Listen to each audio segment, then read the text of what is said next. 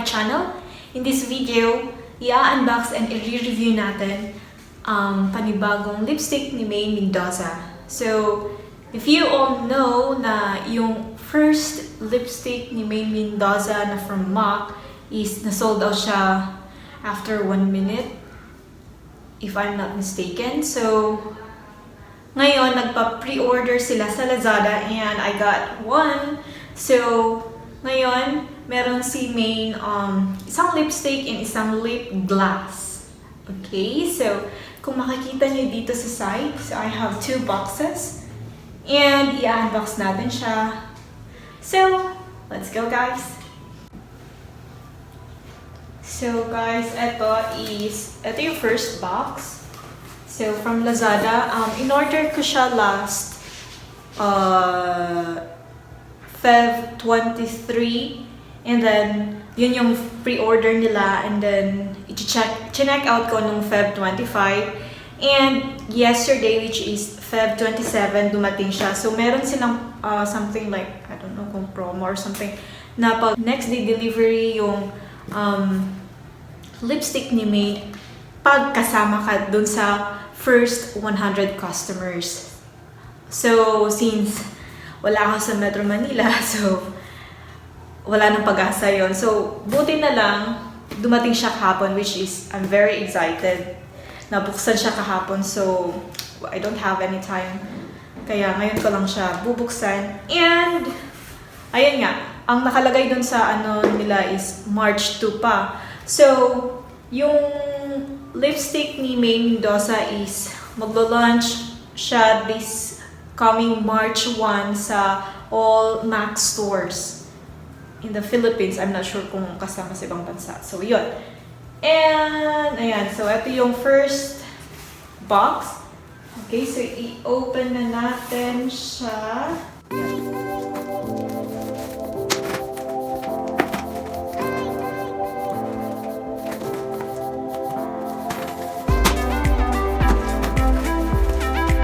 Okay guys, so inside the box, meron dito nakalagay na ELC Beauty Key.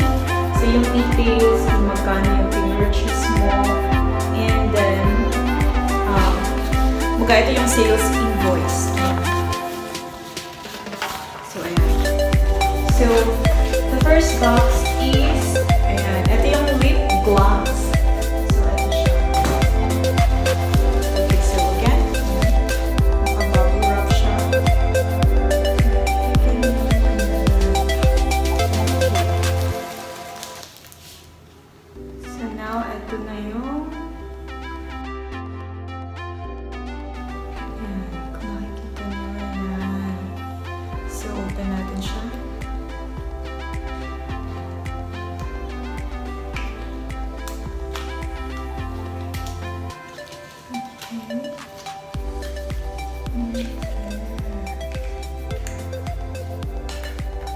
So, eto na po siya, guys. Ayan, so gold yung handle niya. So, eto yung lip gloss ni Maine. Lip gloss. Lip gloss ni Maine. And may nakalagay MAC Maker. Okay? And, ayan siya. Ang ganda tingnan. And, iswatch natin siya.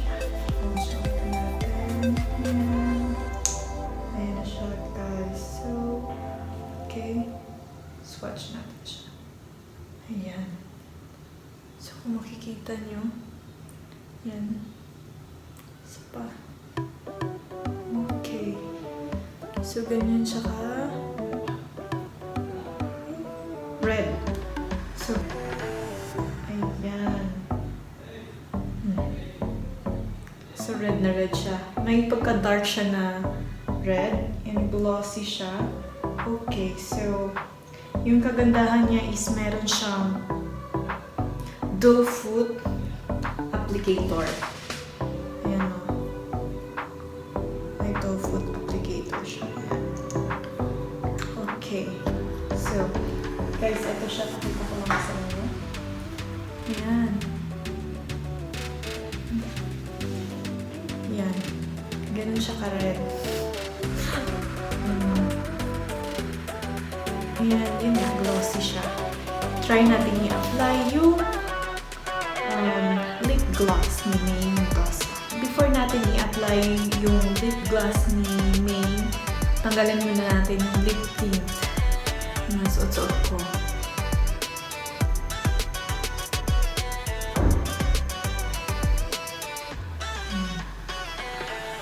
Okay. So, well, fan ako ng mga lipstick kasi yun lang yung kaya kong i-apply. Kasi hindi ako mahilig sa mga makeups or something. So, ayan. Kaya, naisipan kong i-review ito. So, ayun na guys. Okay. So, try natin.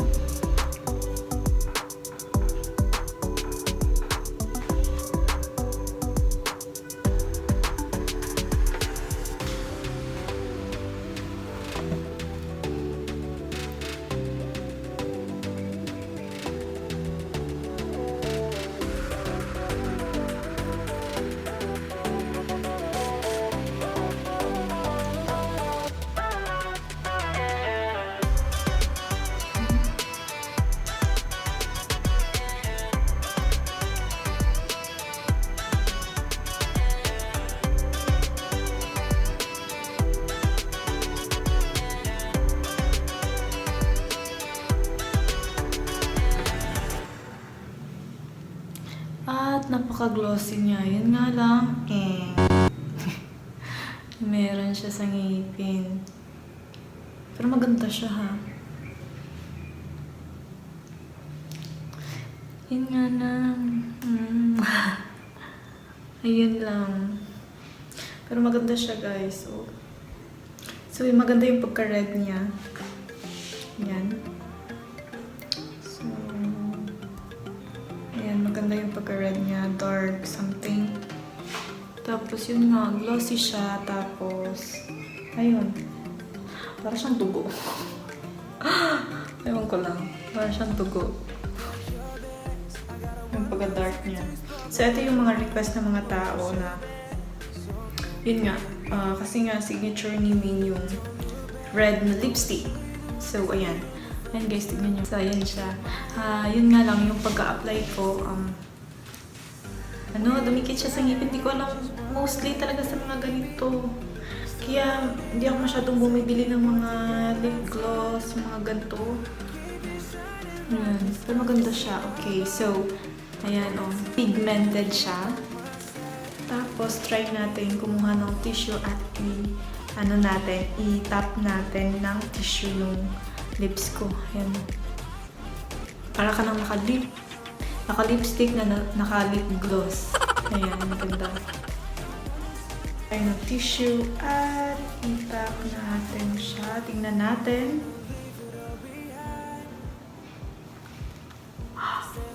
Ayan na siya, guys. Ayan na yung natira. Ayan, meron na naman singipin ko. Ayan. And look at the tissue. Ayan. So, na-transfer lahat yung pagka-glossy niya. Ayan. Para na lang ako naka-lip tint. Ayan.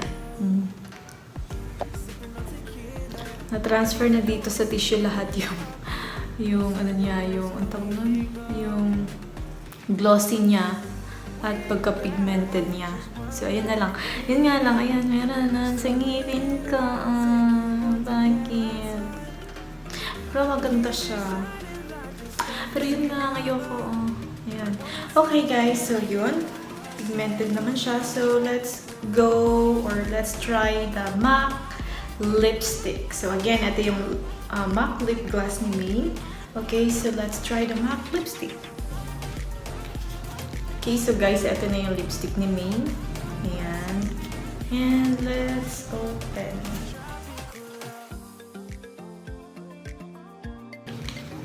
Yun na siya. Gold. Review lang natin. So, katulad dun sa lip gloss, yung bullet niya is gold. Ayan, gold siya. Ang ganda tingnan. Limited edition talaga. Pamanakaw pa to. Ayan, so maganda siya, guys. Yun. So, ayan, guys. Ito na yung limited edition na lipstick ni Maine Mendoza. So, ito yung second lipstick na create ni Maine. And, yun. Open natin sa tandahan ng mall nito, guys. Okay. Ayan. So, ayan na siya. Okay. Ayan. So, mapapansin mo, red siya, na parang dark red or something. Ayan. And, let's watch it. So, again, yung takip niya, gold sa labas, and then sa loob is black. Ayan. So, gold na gold talaga siya. And, again, yung matte lipstick by Maine DCM. So, shade Maine DCM pa rin siya. Ayan. So, dito, may MAC lang na nakalagay. Wala nang iba. And, dito din sa side, MAC lang din yung nakalagay. MAC Maker. Ayan. So, limited edition siya. And, yun nga. Ayan. So, swatch natin. Okay. So, guys, tingnan nyo. Ano nangyari na. So, dito, swatch na natin siya. Dito na lang natin yung swatch. Ayan. So, parang magkakulay lang sila. Tama ba? Ayan o.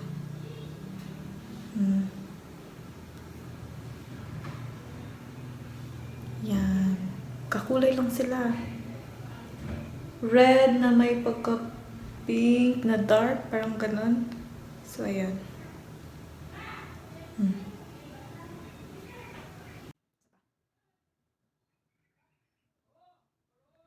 Ayan, pareho lang sila. So, ito matte finish. Ito, glossy talaga. Hanggang ngayon, glossy pa rin. Ayan. Para siyang dugo.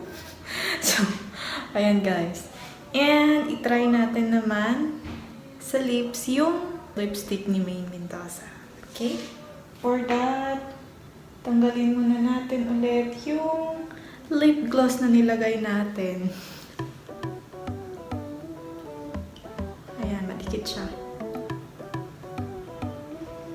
Let's apply Maine Mendoza's lipstick.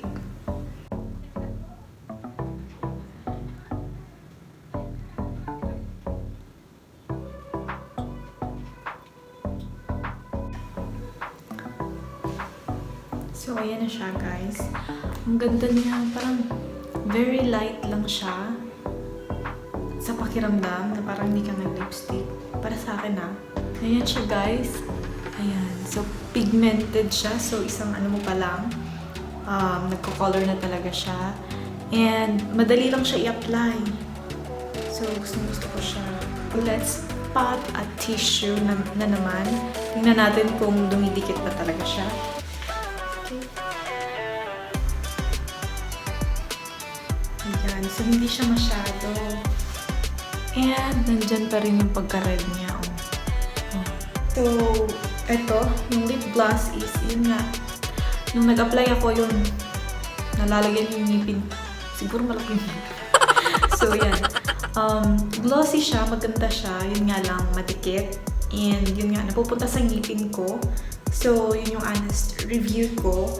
And then yung consistency siya, very good. And yung scent niya is may pagka... yung scent niya is may pagka-vanilla.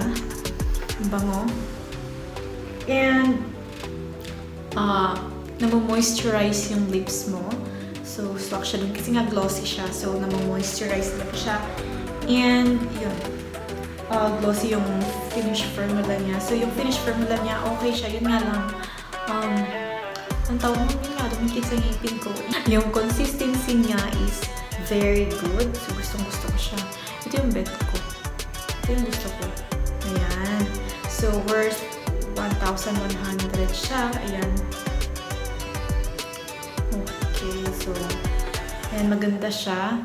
And, wala siyang amoy. And then, yung finish formula niya is matte siya, which is maganda siya talaga tingnan. Ayan, oh. Ayan. Hindi siya, kiss proof. Kasi dumidikit siya. Ayan. Pero, nandyan pa rin siya, oh. Ayan. So, maganda siya. Overall, my honest review and my final review is worth it ba bilhin to? Para sa akin, ito Ito talaga para sa akin. Pero, kasi hindi naman ako mahilig sa mga glossy type and nahihirapan akong mag-apply ng mga ganito kasi ngayon nga dumidikit sa ngipin. So, mas type ko tong lipstick kaysa dito sa lip gloss. Pero maganda din yung lip gloss. So, ayan. Mas bet ko to MAC lipstick kaysa sa lip gloss ni Maine. So, thank you so much for watching and that's the end of our video about sa review and unboxing sa lipstick and lip gloss ni Maine Mendoza. So, if you like this video, please click the thumbs up button.